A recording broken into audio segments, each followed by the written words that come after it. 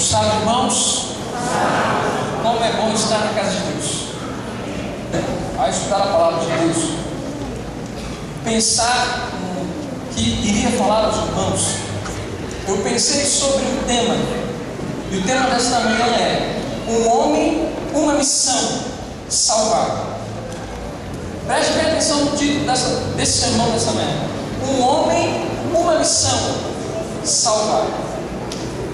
Na Escócia, algum tempo atrás, surgiu um grupo de pessoas que iriam navegar ondas muito perigosas. E esse grupo de jovens, pessoas de várias idades, foram navegar no mar e se juntaram, se prepararam para essa viagem e foram à Escócia navegar. Mas no meio dessa viagem aconteceu um grande problema: uma tempestade. E aquele barco, que agora estava cheio de gente, com várias pessoas, começou a naufragar. Que trágica cena, não? Pessoas que iriam passear, navegar com suas famílias, com vários amigos, agora estavam prestes a naufragar. E alguém de longe viu aquele barco da Bíblia e decidiu, e tomou uma decisão: vou ir lá ajudá-los. E ele se preparou, juntou com várias outras pessoas, organizaram um projeto para salvar aquele barco com vários tripulantes. Chegando ali, salvaram mais de 1.000 pessoas.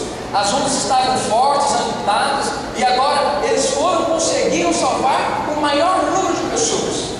No meio do caminho desse trajeto, eles esqueceram uma pessoa. Uma pessoa ficou pendurada lá no mastro do barco. E agora? Voltar para buscá-lo ou continuar a viagem? Bom, o mar estava muito revolto. Não poderiam arriscar as suas vidas, os seus planos, os seus sonhos, por causa de uma pessoa. Então o que eles decidiram? Voltar à terra seca. E agora eles foram, e ali chegaram, descansaram, foram salvos. Mas uma pessoa ficou intrigada. Afinal, havia uma pessoa precisando do quê? De ajuda. Então ele falou assim: eu preciso de mais uma pessoa para vir comigo e buscar aquele rapaz que estava pendurado no mastro. E foram eles, corajosamente, pegaram o barco, a nave, foram lá, junto com o barco, para resgatar apenas uma pessoa. Mal sabiam que podiam morrer, na verdade. A mãe daquele rapaz que iria buscar o outro que estava ali a naufrágio ficou preocupada, porque já tinha perdido um marido há muito tempo atrás com a mesma situação. E um filho, há 8 anos, já havia também se perdido. E o nome dele era Guilherme. E agora o outro filho da família iria naufragar, ia pegar o barco lá que estava afundando, e aquela pessoa que estava no mastro. Mas eles foram buscar aquele rapaz. Chegando lá, ele conseguiu salvar. Pegou aquela pessoa que estava no mastro, salvou e trouxe até a terra seca. Perguntaram para ele: mas quem foi que você salvou? Qual era o seu nome? E mal descobriram ele que era o Guilherme, aquele que havia há muito tempo se perdido, o filho daquela mãe que estava preocupada. E agora ele conseguiu salvar apenas uma pessoa. Eu aprendo com essa história uma grande lição. Existem pessoas neste mundo, neste barco que está naufragado, morrendo. Pessoas que estão no mastro, seguradas no mastro, lutando pela vida. Mas apenas uma pessoa teve coragem de buscar aquele rapaz. E mal sabia ele que era o próprio irmão. Irmãos, na nossa vida, temos muitas pessoas neste mundo que precisam de ouvir uma palavra de amor, de esperança, mas precisam ser resgatados das garras do inimigo. E muitas vezes é a nossa própria família, é pessoas que moram no nosso lar, que precisam ouvir da palavra de Cristo. E é por isso que quando as pessoas leem aquela história, eles chamam de um homem, uma missão. E qual é? Salvar. Na Bíblia existem inúmeras histórias de homens que foram evangelistas, pessoas que buscaram salvar vidas. E eu quero estudar nesta manhã um personagem muito importante na Bíblia. Por isso eu convido a você a abrir a sua Bíblia em Lucas,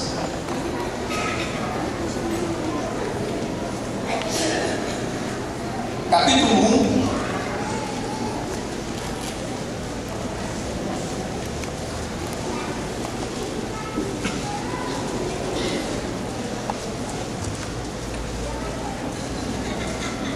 Lucas, capítulo 1, verso 15. O nascimento desse homem. Nós vamos estudar o nascimento, a sua vida e a sua morte. O nascimento, Lucas, capítulo 1, verso 15.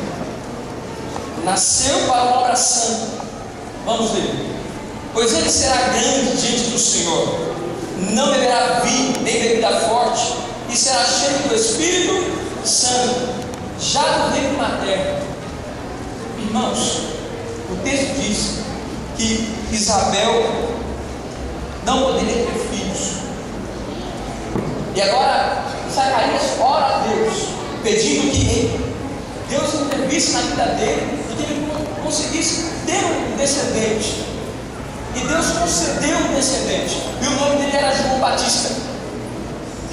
Só que quando o anjo Gabriel foi falar com Zacarias, ele falou assim: olha, este menino, ele não poderá beber bebidas fortes, ele terá um alimento puro, ele fará o voto de Nazireu, ou seja, ele será santo para uma obra santa. João Batista nasceu para fazer algo espetacular. Ele nasceu com uma missão, mas antes de fazer a missão, João Batista precisava ser santo, porque a obra de João Batista era santa. Ele precisava ser separado, e desde o seu nascimento, esse homem já nos ensina uma lição fundamental. A nossa obra, irmãos, é santa. A obra que Deus te chamou para fazer, não só nesta igreja, mas no conjunto de José Bonifácio, é uma obra santa, e precisamos estar cientes disso. Irmãos, ser santo significa ser separado. Eu não sei como foi o seu nascimento. O meu nascimento teve muitos problemas. Minha mãe tinha pressão alta. Eu quase nem tenho vida, quase nem nasço. Mas Deus me deu a oportunidade de dar vida. Sabe por quê? Porque Ele me chamou para uma obra santa. Irmãos, João Batista, ele nasceu para uma obra santa, para uma missão santa.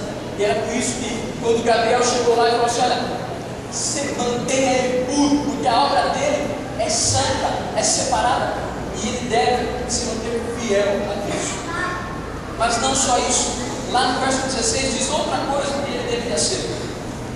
Lucas 1, verso 16, diz lá: e converterá muitos dos filhos de Israel ao Senhor seu Deus. Além de ser santo a sua obra deveria ser converter. Irmãos, além de Deus nos dar uma obra santa, Deus nos chamou para algo extraordinário. Deus nos chamou para uma obra de conversão, salvar vidas.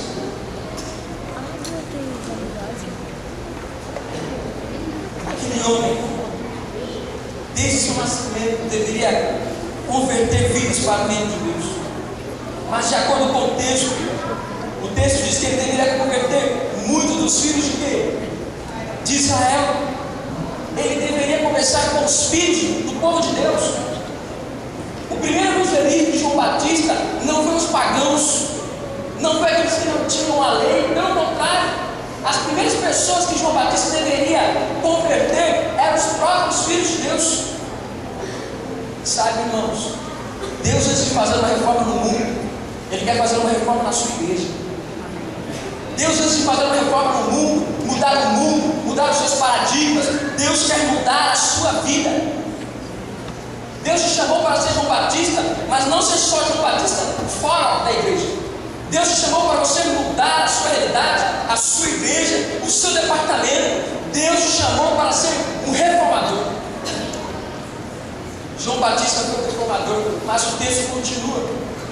E o texto diz que não somente ele deveria ser puro, ser santo desde o seu ventre, não somente ele deveria converter vidas, mas lá no verso 14 diz algo muito fantástico. Diz assim, ó: em ti haverá prazer e alegria, e muitos se regozijarão com o seu nascimento. Além de converter vidas, além de se manter puro, João Batista deveria promover alegria. E aqui eu quero falar um pouquinho para os irmãos. Irmãos, como é difícil pessoas chatas, não é verdade? Você gosta de estar com chatos? Quem gosta de gente pessimista aqui? Quem gosta? Você tem um sonho, você tem um plano, aí você chega assim: vamos fazer isso? Vai pensar: você não dá, não. Ah, você tem dinheiro? Não tem. Você tem isso? Não tem. Então como você quer fazer isso? Gente, a pior coisa que tem no mundo é gente pessimista. Você vai contar um sonho, vai contar algo que você tem, um desejo que você tem que guardar no seu coração, aí você vai falar assim: isso não está certo, você não é capaz. Já pensou isso?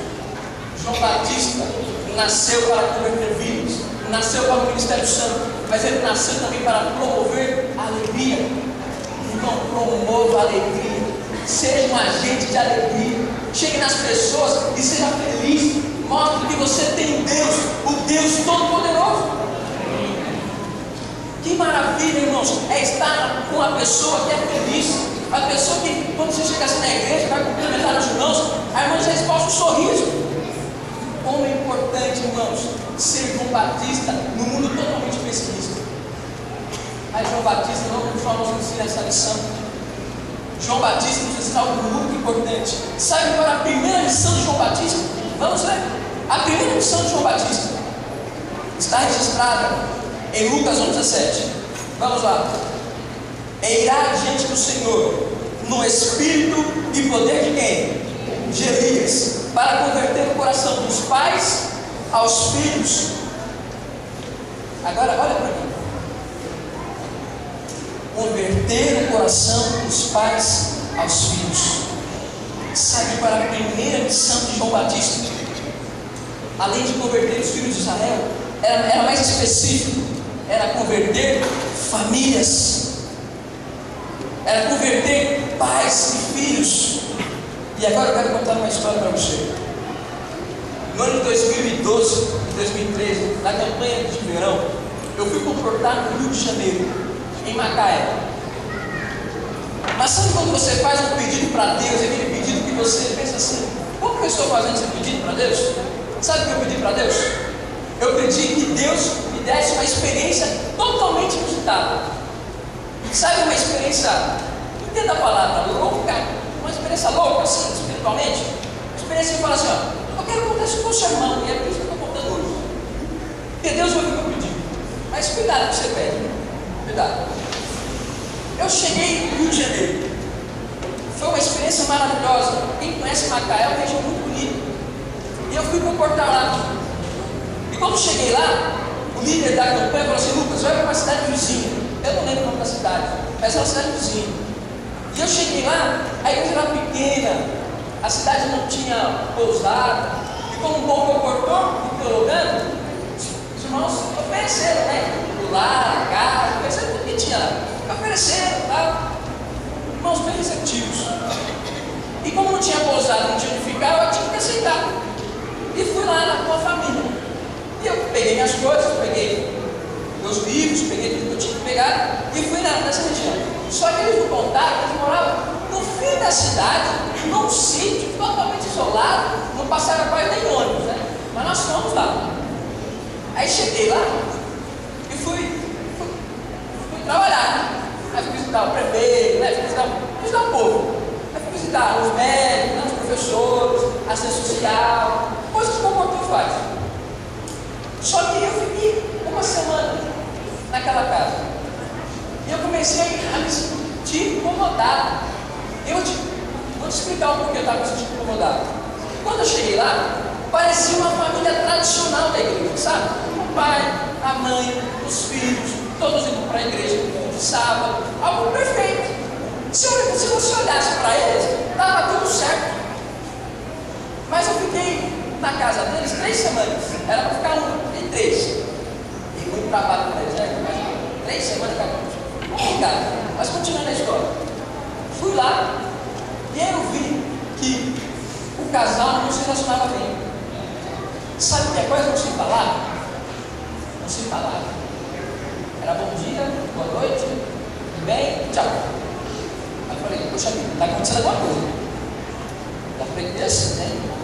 Aí depois eu percebi que um filho de 15 anos não morava com os pais. Aí eu falei, agora não tem fogo. O filho não mora com o pai, o casal não se relaciona bem. E aí fui descobrindo mais coisas. Descobri que a filha que ele tinha, 16 anos, tinha acabado de ter um filhinho. Uma pessoa da rua aí. Que cena, né, irmãos? A família estava assim, totalmente desanimada. Descobri ainda mais que há muito tempo eles não iam à igreja. Mas eu tinha pedido a Deus uma experiência o quê? Louca espiritualmente, né? Quero contar com sermões e tal. E fui lá. Só que aí na segunda-feira esse dia que o clima pesado. Na terça esse dia que o clima pesado. Fui na quarta esse dia que o clima pesado. Aí Deus foi me incomodando, sabe? Aí eu falei assim, eu vou ter que fazer um culto desse lado. Eu não aguento mais. E falei assim, ó, vou fazer o culto hoje. Vai ser hoje à noite. Me preparei. Cheguei lá, vamos fazer o culto? Cara, que não ia dizer não pra mim, né? Pela educação. E fizeram o culto. Beleza. Os filhos foram deitar. Eu falei, agora é minha oportunidade. Só que eu sou muito experiente, né? 19 anos, casei, nunca namorei. Uma experiência boa, né? É maravilha. Claro, tive algumas aulas de faculdade, mas nada da prática, né? E aí cheguei lá e tal. Falei assim, ó, vou falar com esse casal. E cheguei com o casal e falei assim, ó, vamos ver o texto da Bíblia? Eu acho que foi Salmo 127, 28. E aí li com eles. E aí, irmãos, eu não lembro mais de nada. Porque eu comecei a falar. E falei, ó, gente, vocês precisam disso. Vocês precisam orar mais. Você precisa conversar com seus filhos. Você precisa trazer seu filho para sua casa, que é seu filho. Você precisa fazer isso. Eu falei, meu Deus, ele vai me expulsar daqui. E não deu para onde ir. Essa questão não tinha para onde ir. Se expulsasse, já era. Não tinha para onde ir. E fui falando isso. E deu 1h da manhã, 2 da manhã. E falei, meu Jesus. E aí, quando eu comecei a conversar, aí o casal começou a acusar o outro, né? Aquela briguinha de sempre, na minha frente. E eu brigando, tá, eu pegava e tal. Eu falei, Jesus, o que eu estou fazendo aqui? Deu 3 da manhã, eu tomei a decisão. Eu falei, senhora, nós vamos orar. Você vai ajoelhar com sua esposa. Você vai renovar os seus votos matrimoniais. Porque o Deus que uniu vocês vai manter vocês unidos. E essa família que está no desastre vai se tornar uma família para a honra e glória de Deus. Amém. E cheguei lá, fiz oração e falei, agora eu vou ouvir um monte. Mas não ouvi nada, não. Graças a Deus. Deitamos. E aquela cena de manhã me incomodou. Mas pro lado bom, eles começaram a cantar hinos da igreja. Eles começaram a cantar hinos do inário. Falaram assim, pastor, quando vai ser o próximo culto? Eu falei, meu Pai do céu. E aí começaram a fazer um culto, começaram a ler a Bíblia, estudaram a lição da escola sabatina. E agora eu falei, agora eu vou me comportar, agora eu vou ficar aqui na assistência. E depois fui lá na família deles, fomos lá, trabalhamos. Resultado, hoje eles estão na igreja. Amém. A família está unida. E hoje eu tenho uma ótima conversa com eles, somos amigos. Mas sabe por que eu estou contando essa história? Porque lá atrás, antes de me comportar, eu falei, Deus, eu quero uma experiência contigo. Mas a experiência comigo foi ajudar uma família. João Batista foi chamado, olha, você vai converter o coração dos pais aos filhos e dos filhos aos pais. Você vai converter muitas pessoas, mas antes de converter o mundo, antes de reformar o mundo, precisamos reformar bem a igreja. O nosso lar, a nossa igreja espiritual. Esse foi o nascimento de João Batista. Nós vamos estudar um pouquinho sobre a vida dele. Abra sua Bíblia em Mateus capítulo 3.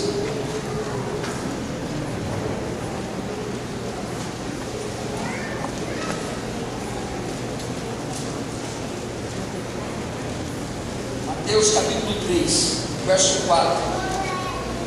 Diz assim: Usava João vestes de pelos de camelo e um cinto de couro. A sua alimentação era gafanhotos e mel silvestre.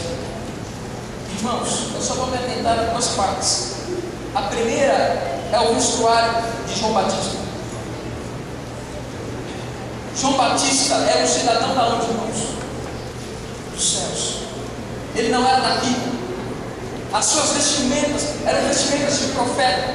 Todo profeta se vestia como ele se vestia, com uma pele de camelo e um cinto de couro. As pessoas, quando olhavam João Batista na rua, olhavam e diziam: olha aí, é um profeta de Deus. Mas mais do que a vestimenta de João Batista, era a alimentação de João Batista. Irmãos, eu fico entendendo porque Deus deixou aquele homem pegar gafanhoto. Você comeria? Eu não comeria, jamais. Mas como que era aquela época? Havia mais de 800 tipos de gafanhotos. Eles, o que eles faziam? O que eles faziam? Eles, para comer aquele gafanhoto, eles cozinhavam em água salgada, tiravam a cabeça e comia aquele alimento. Mas mais do que isso, eles também às vezes usavam para fazer biscoito. Sabe o que eles faziam? Colocavam no sol, secavam o gafanhoto, moía todo o gafanhoto, colocavam farinha de trigo e faziam biscoitos de gafanhoto. Né? Invenção da culinária. Né? Biscoitos de gafanhoto. E como o negócio era muito amargo, ele precisava de quê? De mel. Então era gafanhoto o quê? Com mel. Mas por que eu estou dizendo tudo isso aqui? Porque ele era um grande evangelista. Eu disse que não houve evangelista maior que João Batista. Mas ele vestia a vestimenta do quê? De profeta. E comia comida do quê? De profeta. Sabe, irmãos, nós precisamos testemunhar com a nossa alimentação. Precisamos testemunhar com as nossas vestimentas. Como é importante você saber que a sua vestimenta é algo fundamental para o testemunho cristão. Se você ler o que Herodes fala de João Batista, é algo interessante. Não vai dar tempo de ler, mas Herodes diz que ele tinha temor de João Batista. E ainda dá duas características de João Batista: ele era santo e justo. Um homem que era cruel, Herodes tipo era cruel, um homem que era pagão, que não tinha fé cristã. Ele via em João Batista um testemunho fiel de Deus, um arauto do Messias. Sabe, irmãos, a sua vestimenta fala muito, a sua comida fala muito. Você é presbítero que guarda o sábado, né? Mas outras igrejas também guardam o sábado, sabia não? Outras igrejas guardam o sábado. Mas nenhuma igreja cuida da saúde como nós cuidamos. Só que, será que quando eu vou almoçar com você, quando você vai lá no restaurante, você tem que testemunhar para esse povo que você é adventista? Irmãos, nós precisamos testemunhar por tudo que somos. E é por isso que João Batista foi o que ele foi. Mas não só isso. Eu quero terminar com algo espetacular. Abra sua Bíblia em João.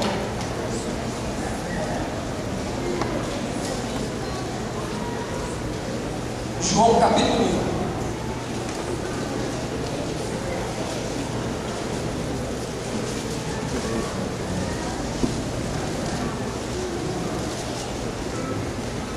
João capítulo 1, verso 29. Diz assim: no dia seguinte viu João a Jesus, que vinha para ele e disse: eis o Cordeiro de Deus, que tira o pecado do mundo. João, além de anunciar tudo isso com suas vestes, além de ter um nascimento totalmente diferente das outras crianças, além de pregar arrependei-vos porque é chegado o reino dos céus, ele vê Jesus vindo a ele, e ele disse assim: eis o Cordeiro de Deus, que tira o pecado do mundo. Agora a minha pergunta: por que João faz isso? Por que João fala isso? Eis o Cordeiro de Deus. De onde ele tirou isso? A primeira resposta para isso é que João poderia estar lembrando do sacrifício pascual. Ele poderia estar lembrando de que houve um cordeiro, por causa de um sangue de um cordeiro, nos umbrais das portas, que livraram o povo de Israel. Imagina que bonito. Quando ele olhou para Jesus, ele assim: ó, eis aí o Cordeiro Pascual, aquele que Moisés também pregou. Mas ele poderia mais Deus. Ele poderia falar assim: olha, o meu pai é um sacerdote, e todos os dias ele sacrifica de manhã e de tarde. Aí está Jesus, aquele que todos os dias nos dá perdão, nos dá purificação dos pecados. Ele poderia estar pensando nisso, mas também ele poderia estar pensando, sabe no quê? Ele poderia estar pensando na profecia de Isaías, aquele que levaria as nossas enfermidades, aquele que sofreria pelo povo de Deus. João Batista poderia estar pensando nisso, mas eu gosto dessa última parte. João Batista poderia estar pensando no cordeiro com chifre. O cordeiro com chifre naquela época representava um conquistador, um reformador, aquele que lutava pelo seu povo, aquele que era vitorioso. João Batista, eu não sei o que está na cabeça dele quando ele olhou para Jesus. Ele disse assim: olha, eis o cordeiro de Deus que tira o pecado do mundo. Eu não sei, mas eu sei que todos esses 4 argumentos que eu disse, essas 4 explicações, são de fato, falam de Jesus como um cordeiro que veio solucionar o problema do pecado. Sabe, irmãos, a Bíblia diz que João foi o maior profeta de todos os tempos. Sabe por quê? Porque ele terminou a sua vida morrendo, mas com a consciência de que ele tinha cumprido a sua missão. Ele foi o arauto do Messias. Ele preparou sim um povo para encontrar o Messias. E será que nós, como igreja adventista, temos preparado um povo para estar de pé diante do Senhor quando ele voltar? João Batista foi elogiado por Deus. E a minha pergunta é: você será elogiado por Deus, por Jesus, quando ele voltar? Irmãos, neste momento, eu gostaria que você entregasse a sua vida a Deus, que você fosse um missionário, um evangelista, como aquela história que eu contei, um homem, uma missão, salvar. Entrega hoje a sua vida a Deus, vive uma vida de testemunho, de exemplo, vive uma vida hoje para converter vidas, dizendo a este mundo: arrependei-vos, porque está próximo o reino dos céus. Amém? Então nesse momento nós vamos cantar Há um Dever, e depois eu quero fazer um convite a vocês.